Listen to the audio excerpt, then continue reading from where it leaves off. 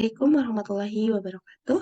Kepada dosen pengampu mata kuliah Biologi Sel dan Molekuler, Bapak Isma Dewi Kurniawan, MSc yang saya hormati, dan juga Ibu Ayuni Adawiyah, MSc yang saya hormati.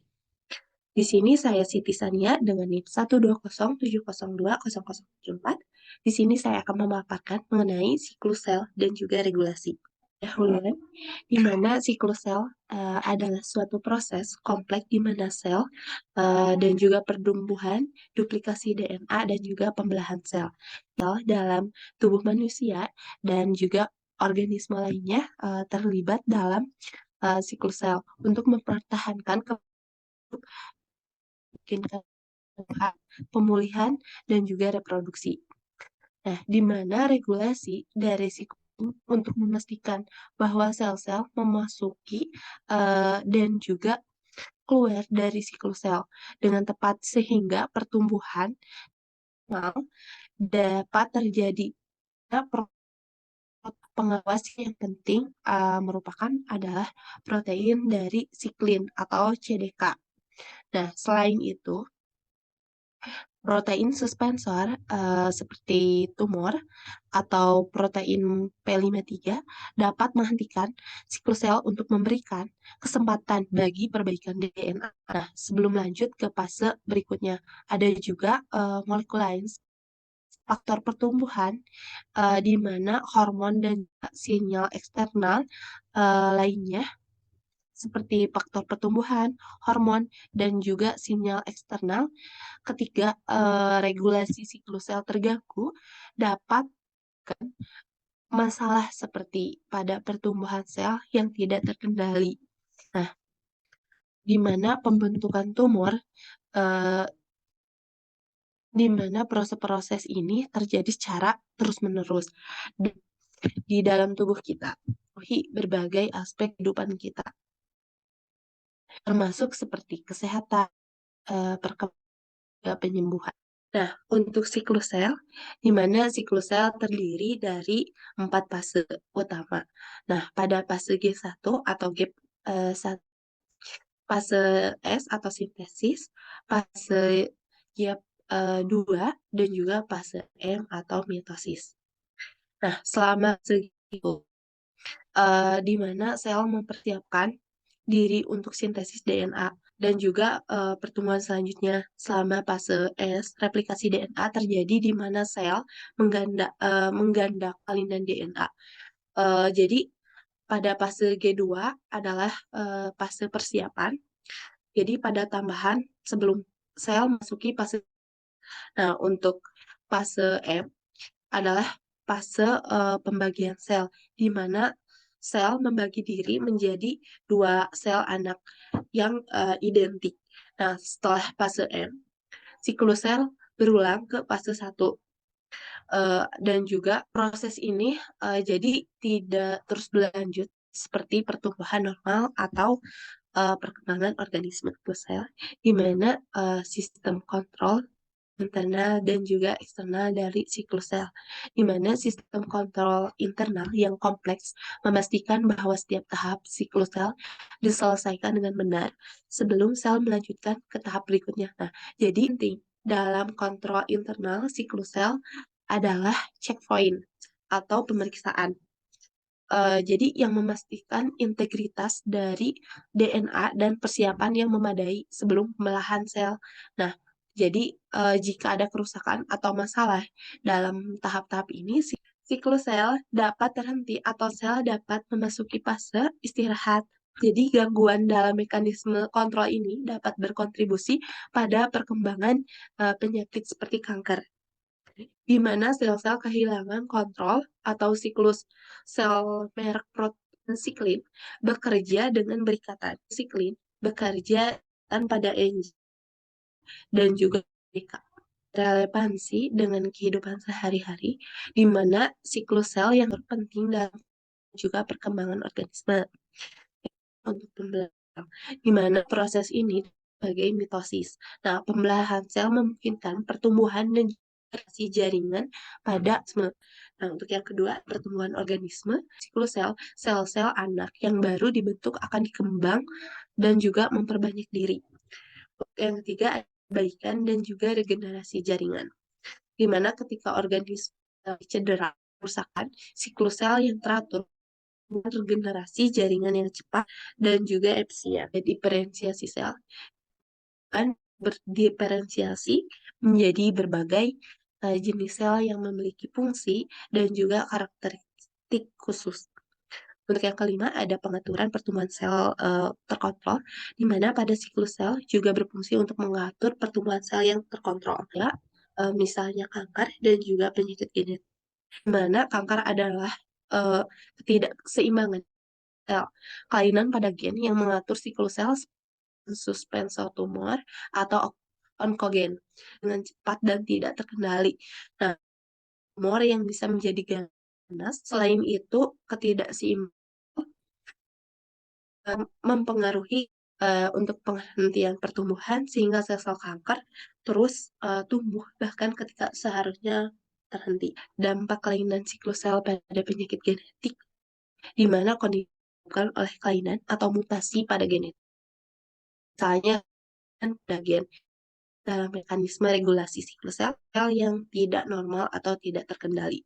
Aplikasi siklus sel dalam kehidupan sehari-hari, di mana terlihat pada gambar untuk penggunaan siklus sel dalam produksi makanan.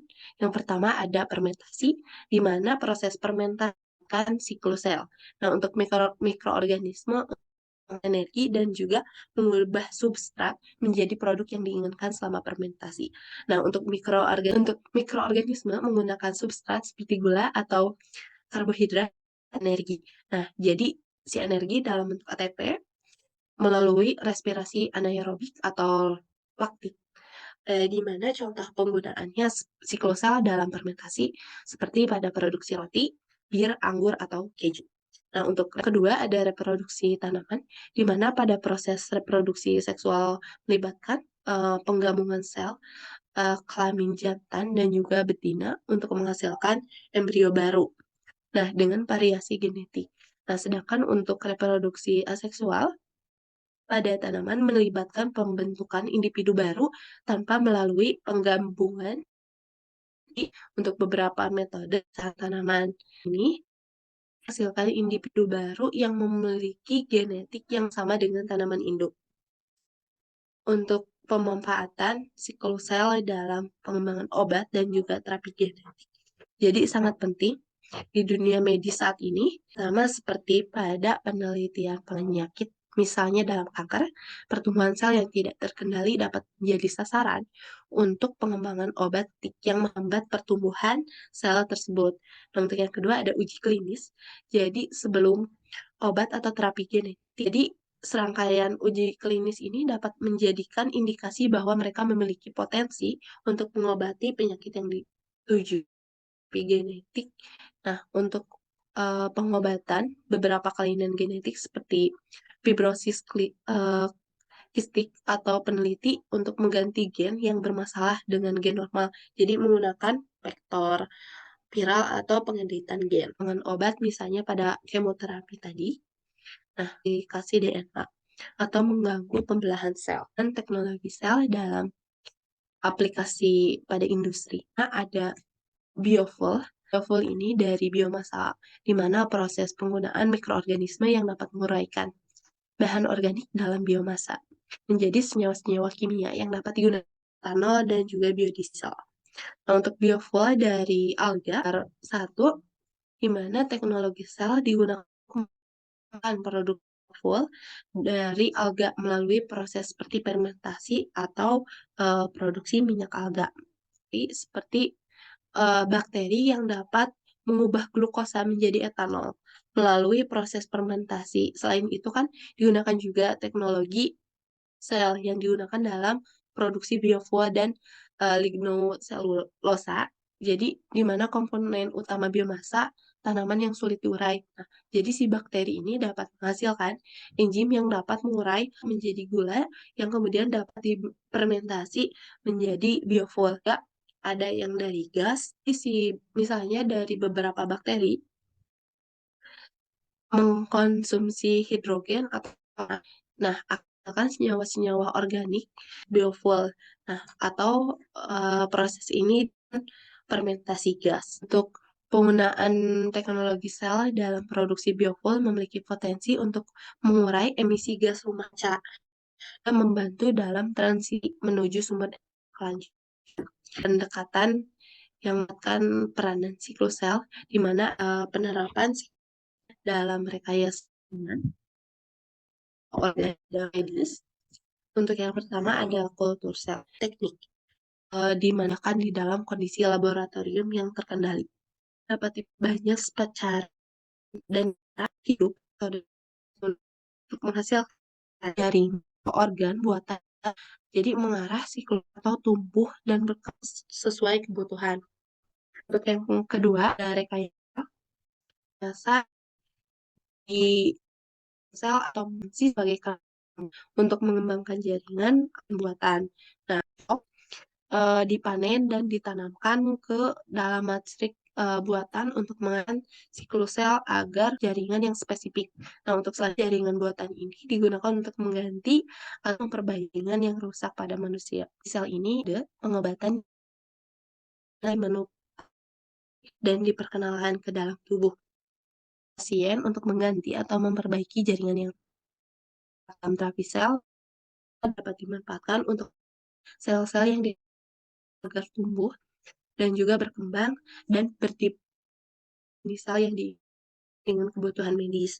Untuk yang keempat ada biotransplantasi, di mana biotransplantasi mengganti organ atau jaringan yang rusak pada manusia dijaga agar tetap hidup fungsi selama proses transplantasi. Boleh, di mana siklus sel dan regulasi merupakan proses fundamental dalam bidang yang mengatur pertumbuhan, perkembangan, dan juga fungsi sel. Nah, menyoroti pentingnya pemahaman siklus sel dan regulasi dalam kehidupan sehari-hari, di mana siklus sel dan sangat penting dalam bidang kesehatan, perkembangan, embrio dan reproduksi, pertanian dan pangan, lingkungan dan juga ekonomi dan biokimia industri. Sekian yang dapat saya sampaikan, kurang lebihnya mohon maaf. Wabillahi taufiq wa hidayah. Wassalamualaikum warahmatullahi wabarakatuh.